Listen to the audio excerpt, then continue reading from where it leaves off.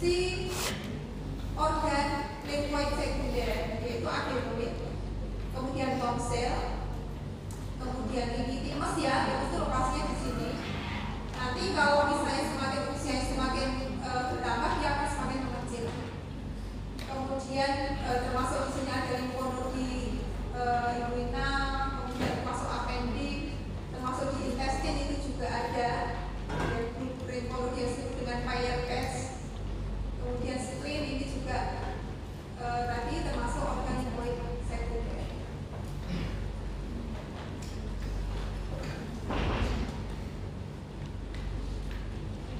Mungkin ada yang ini juga ya, karena kan bisa seperti ini appendix ya, appendix sama tonsil itu kan dia termasuk organ limfoid kan. Ada beberapa kasus yang saya pengangkatan tonsil apakah berpengaruh terhadap sistem imun secara umum gitu ya. Saya pengangkatan appendix itu juga apakah mempengaruhi organ-organ ini sebenarnya saling ini ya, bekerja sama gitu kan. Jadi saling memberikan feedback. Kalau misalnya nanti ada bagian yang hilang, tentunya akan ditambahkan oleh yang lain. Jadi yang lain juga akan lebih aktif. Jadi saling ini. Jadi sebenarnya tidak terlalu bermasalah ya. Misalnya apalagi kalau misalnya appendixnya sudah terjadi infeksi gitu, jadi memang harus dihilangkan. Jadi tidak terlalu mempengaruhi karena yang lain nanti juga akan memberikan respon positif. Kemudian kalau mungkin adik juga sudah pernah kemarin ya di semester 1, 2 itu belajar tentang sirkulasi dari kelenjar limfe ya, sirkulasi limfatik. Sirkulasi limfatik ini sebetulnya mungkin sering berjajar gitu ya dengan sirkulasi darah, dan akhirnya juga nanti masuk ke sirkulasi darah, atau nanti masuknya dari mana. Mungkin nanti adik bisa membaca lagi bagaimana sirkulasi limfatik di dalam tubuh kita. Dengan adanya gambaran sirkulasi limfatik ini, adik bisa misalnya kalau misalnya terjadi suatu keganasan atau mungkin proses infeksi, kita bisa menduga ini prosesnya sampai di mana, penyebarannya sampai di mana. Misalnya ada kanker payudara ya, ada kanker payudara di sini ya, ada proliferasi sel yang abnormal di sini. Kemudian terjadi klinis ya, ada klinis yang ada benjolan yang abnormal. Nah, kita bisa mengecek ya dengan limfonodi yang terdekat situ yang mengaliri daerah situ. Ya misalnya juga infeksi paru ya, infeksi paru kita bisa mengecek aliran darah, aliran limfanya kemana. Misalnya infeksi tuberkulosis, alirannya pertama dia ke atas ya, saya ke cervicalis, kemudian ke post auricularis atau ke submandibularis, kan bisa melihat sampai di mana sebenarnya penyebaran itu terjadi. Kalau misalnya kanker payudara tadi, dia yang pertama biasanya di parasternalis. Tapi kan susah ya untuk dilihat kalau di parasternalis. Ini kita bisa melihat di aksilaris. Kalau dia sudah di aksilaris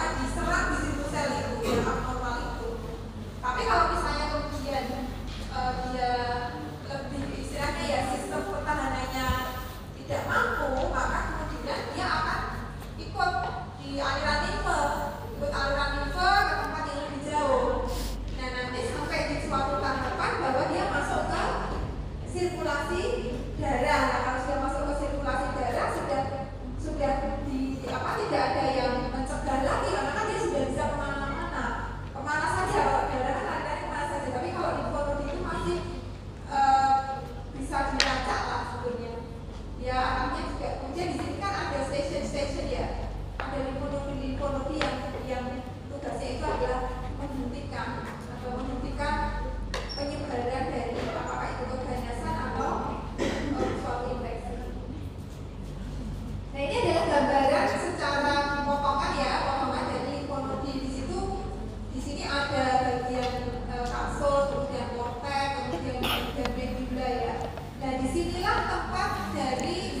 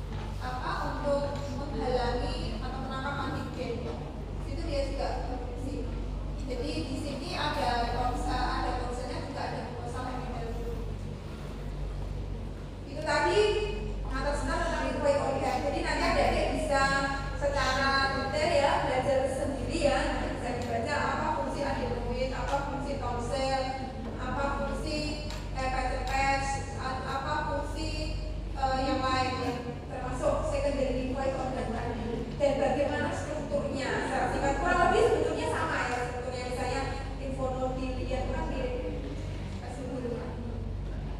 Kalau menurut saya sudah cukup jelas ya. Kemudian yang topik yang kedua itu adalah dendritic cell. Dendritic cell ini merupakan antigen presenting cell. Jadi sudah pernah belajar ya antigen presenting cell ya. Mungkin di mata kuliah yang tentang histologi pernah. Semester 1 2 pernah ya. Kira-kira apa itu? Diterjemahkan saja antigen presenting cell, berarti dia adalah sel yang bertugas untuk mempresentasikan antigen. Mempresentasikan itu maksudnya menyajikan. Yang menyajikan gitu ya. Misalnya ada tamu, kemudian kita membawa minum, menyajikan itu ya maksudnya di sini. Jadi dia mempersembahkan gitu lah. Menyajikan antigen kepada siapa? Kepada sel T. Ya. Kemudian sel dendritic cell ini disebut dengan professional APC atau professional antigen presenting cell, karena dia itu bisa melayani atau mengenal beberapa sel ya. Dan dia itu sangat sangat aktif gitu ya untuk antigen itu. Dia bisa menangkap semua dengan berbagai macam proses, bisa dengan pinositosis, dengan fagositosis dan sebagainya. Jadi maka disebut sebagai professional APC. Apakah APC itu hanya dendritic cell? Tidak, ini ada S-nya, berarti kan cells, berarti nggak cuma ini ya. Jadi ada termasuk macrophage itu juga antigen presenting cells, sel B itu juga masuk antigen presenting cells. Kemudian dendritic cell itu lokasinya di mana? Tempat dia di mana? Dia itu ada di berbagai macam tisu. Ditemukan di kulit tadi ada, di organ-organ itu ada, di berbagai macam organ, dan limfonoid sekunder itu ada dendritic cell ini. Kemudian setelah nanti misalnya tadi di kulit dia ketemu dengan antigen, dia akan berinteraksi dengan antigen dan membawanya ke limfonoid sekunder dan untuk menemukan dengan T cell dan B cell. Ini contoh imago dendritic cell ya, dimana dia kaki-kakinya itu nggak terlalu panjang. Kalau sudah matur dia menjadi panjang seperti ini, sehingga gerakannya menjadi lebih lincah. Adik-adik masih ingat kemarin waktu COVID, mungkin adik-adik masih SMA ya, tapi nggak tahu apa-apa adik-adik membaca apa tidak ya tentang terapi atau vaksin, individual vaksin yang menggunakan dendritic cell. Pernah dengar? Belum pernah? Atau terapi dengan dendritic cell? Mungkin adik-adik perlu ya, karena perlu membaca maksud saya. Jadi perlu searching gitu, apa sih fungsi dendritic cell itu, aplikasi klinisnya apa, biar nanti kita juga wawasannya lebih banyak ya. Kemarin yang diusulkan, yang salah satu yang mau dikembangkan tapi waktu itu tidak jadi atau hanya skala yang sangat kecil, itu adalah vaksin dengan platform dendritic cell. Jadi mekanismenya adalah dari individu yang akan divaksin itu diambil darahnya sekian cc itu, kemudian darah itu diisolasi, dendritic cellnya diisolasi, dipurifikasi, kemudian diambil dendritic cellnya, kemudian dendritic cell ini diekspos dengan, kalau waktu itu dengan SARS-CoV-2 ya, dengan SARS-CoV-2 protein ini pada spike protein dari SARS-CoV-2. Setelah dia diekspos, enggak dia eksposnya di luar tubuh. Kemudian sudah matur, sudah ini, dia dimasukkan lagi individu tadi sebagai vaksin. Nah nanti dendritic cell itu kan dia akan berproliferasi ya di dalam tubuh orangnya tadi, kemudian dia bisa memacu terbentuknya antibodi, maksudnya dengan tadi proses sel dan sebagainya. Nah, itu kemarin sempat menjadi salah satu yang menjadi polemik ya, karena sebetulnya nggak masalah karena ini adalah individual terapi ya, tetapi mungkin kalau dalam kasus yang COVID kemarin karena dia kasus outbreak, jadi karena tidak bisa diaplikasikan dengan masyarakat secara luas, maka memang kemudian tidak jadi dilaksanakan atau sudah dilaksanakan cuma dalam minor saja, orang-orang yang memang mau gitu ya, dan biayanya relatif besar.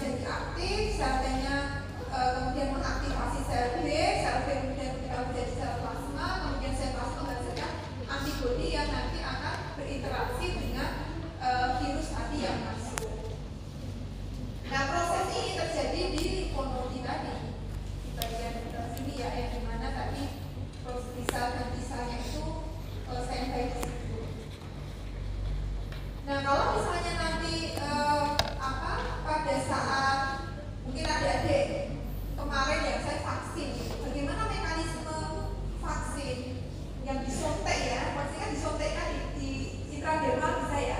Bukan di intradermal, di dermis ya, di dermis, suntikan di dermis dan di dermis tadi. Vaksin itu kan ada yang bagian subunit dari agen, misalnya virus atau bakteri atau yang lain. Nah itu nanti di situ dia akan di prosesnya sebetulnya sama, dia akan ditangkap oleh dendritik kemudian mengaktifasi sel T dan kemudian akhir-akhirnya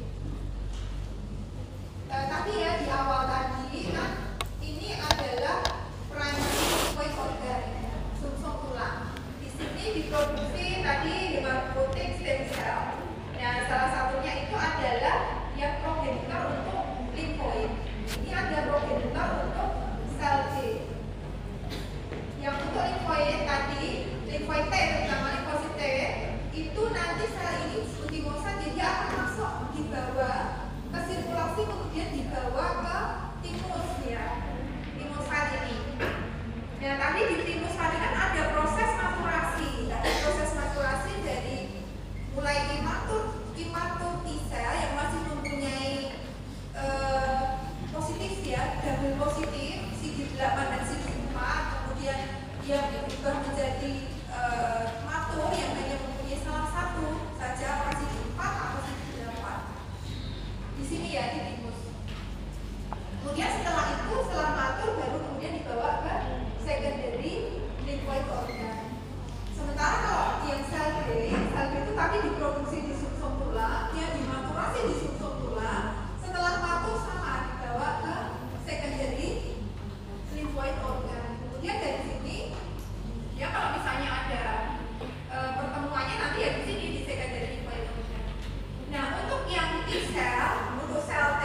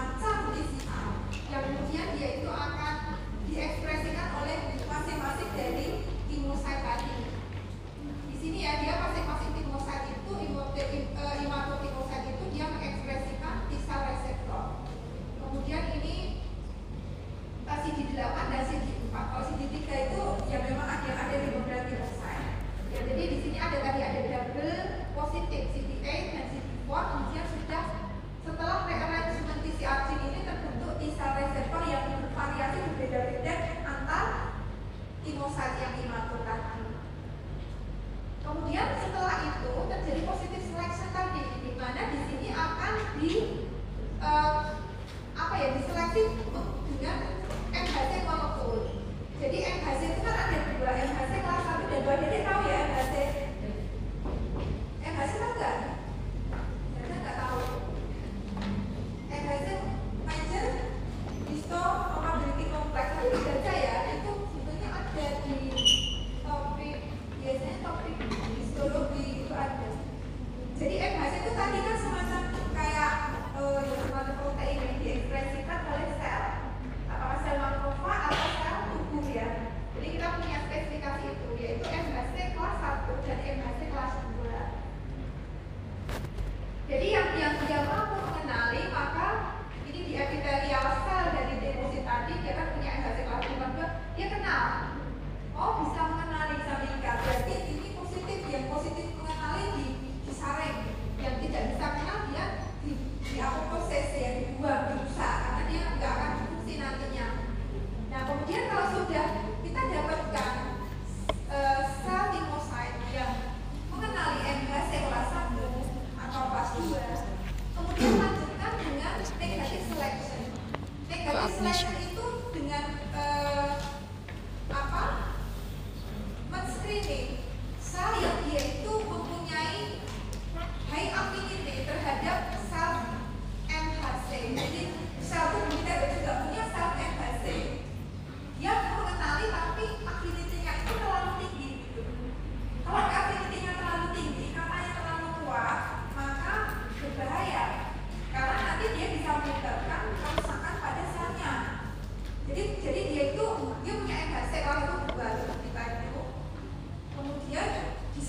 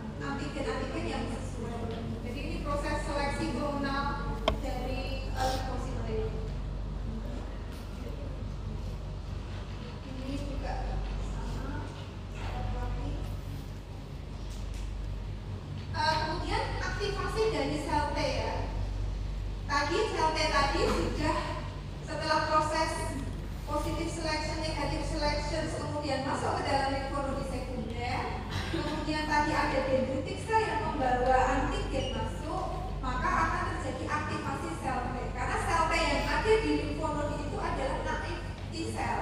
Jadi naif T-cell itu sel T yang tidak aktif, gitu ya. Dia baru aktif setelah kenalkan oleh dendritic cell atau makrofag dengan antigen. Nah, nanti di sini akan bertemu ya T-cell naif bertemu dengan sel dendritic, kemudian nanti terjadi kompleks ya, kompleks antigen FHC dari si tadi sel makrofag atau dendritic cell tadi ke T-cell.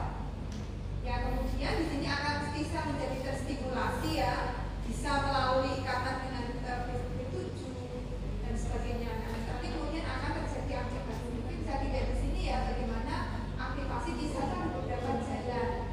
Yang pertama ada sinyal aktivasi tadi yang APC tadi ya, antigen presenting cell. Kemudian ini ya di sini ya, ini kan sel ABC ya. Sini sel ABC, kemudian di sini MHC tadi, MHC kelas 2 tadi yang menempel di misalnya contohnya makrofag gitu ya. Dimana di sini dipresentasikan antigen. Dan antigen ini nanti akan T-cell yang sesuai itu akan datang. T-cell yang mempunyai reseptor yang sesuai untuk antigennya akan datang. Kemudian akan terikat. Nah di sini